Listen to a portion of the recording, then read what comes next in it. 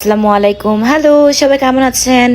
আজকে আপনাদের জন্য নিয়ে আসলাম আরও একটি ব্লগ, যে ব্লগের মাধ্যমে আপনারা জানতে পারবেন যে কিভাবে ঢাকার মধ্যেই বাজেট ফ্রেন্ডলি প্রাইসে একটা সুন্দর দিন কাটানো যায়। দিন না, দিন এবং রাত দুটোই। আপনি যদি ডে লং প্যাকেজে যেতে চান তাহলে ডে লং প্যাকেজে, আর যদি আপনি নাইট স্টে করতে চান এই অপরচুনিটিও আছে আপনাদের জন্য, তাও আবার খুবই কম খরচে।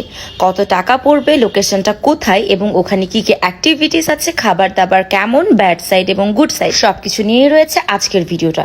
যদি আপনার গাড়ি বা বাইক থেকে থাকে সেই ক্ষেত্রে আপনি হবেন অনেক বেশি লাকি, কারণ এটা গাজীপুরে অবস্থিত। আপনাকে যেতে হবে গাজীপুর চৌরাস্তা পার হয়ে শালনা বাজারে, আর শালনা বাজার থেকে যে কোনো একটা রিক্সাতে অথবা গাড়ি বা প্রাইভেট কার থাকলে ডিরেক্টলি আপনারা লোকেশনটা চিনে নিতে পারবেন স্থানীয়দের মাধ্যমে।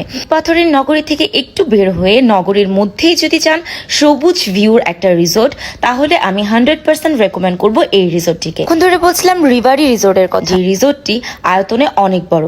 এখানে আপনি চাইলেই বোটিং করতে পারবেন, ফটোজেনিক একটি প্লেস পাবেন যেখানে আপনারা ইচ্ছা মতো ফটোশুট করতে পারবেন। আপনারা যদি পরিবার পরিজন নিয়ে যান সেক্ষেত্রে বাচ্চাদের জন্য রয়েছে অনেক অ্যাক্টিভিটিস। আমি আমার ফ্রেন্ডসরা তো এখানে খুবই মজা করেছি। আর এখানে কিন্তু আমার ফেভারিট কিছু দোলনাও ছিল।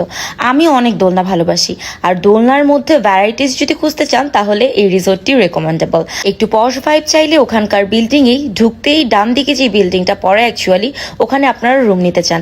আর যদি আপনারা বৃষ্টির দিনে যেয়ে থাকেন তাহলে আমি রেকমেন্ড করবো কটেজ টাইপের রুমগুলো, যেখানে কিনা আপনারা টিনের চালে বৃষ্টির আওয়াজ উপভোগ করতে পারবেন। আমি আমার একটা পার্সোনাল শুটের কাজে গেলেও আমি কিন্তু আমার ফ্রেন্ডদের সাথে বেশ ভালো একটা টাইম স্পেন্ড করেছি। এদিন আমরা এই রিসোর্টটায় গিয়েছিলাম, তার পরের দিনই ছিল ওপোর একটা নতুন ফোন লঞ্চিং এর ইভেন্ট, আর সেই জন্যই আমাকে একটা কন্টেন্ট বানাতে হতো। আমি রেডি হয়ে নিচ্ছি। রেডি হয়ে আমরা সবাই লাঞ্চ করে নিলাম। আমরা মোট 4 জন গিয়েছিলাম, আসলে গিয়েছিলাম 3 জন, আর রাতে একজন জয়েন হয়েছিল। আর আমরা 3 জন মেয়ে ছিলাম, আর তার সাথে ছিল আমার মোস্ট ফেভারিট অমিত, যে কিনা আমার রিসেন্টলি সমস্ত শুটগুলোর দায়িত্বে আছে। যারা যারা ওয়েডিং, বার্থডে পার্টি বা পার্সোনাল শুট করাতে চান, অমিত ফটোগ্রাফি নামের ইনস্টাগ্রাম পেজে কিন্তু নক করে ফেলতে পারেন। রেডি হয়ে ওপোর কন্টেন্টের কাজটা শেষ করে আমি চলে গেলাম আমার একটা পার্সোনাল শুট করার জন্য। আর এখানে একটা বারবি টাইপের থিম নিয়ে আমরা কাজ করা শুরু করে দিলাম। আর রিসোর্ট থেকে আমরা পেয়েছিলাম পূর্ণাঙ্গ সাপোর্ট বলা যায়।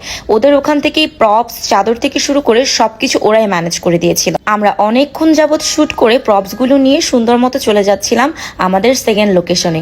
ওরা সবকিছু গুছিয়ে নেওয়ার আগে আমি কিছু ক্লিপও নিয়ে নিচ্ছিলাম। আর এই ভিডিওসগুলো কিন্তু অবশ্যই আমার ইনস্টাগ্রাম পেজ থেকে আপনারা পেয়ে যাবেন।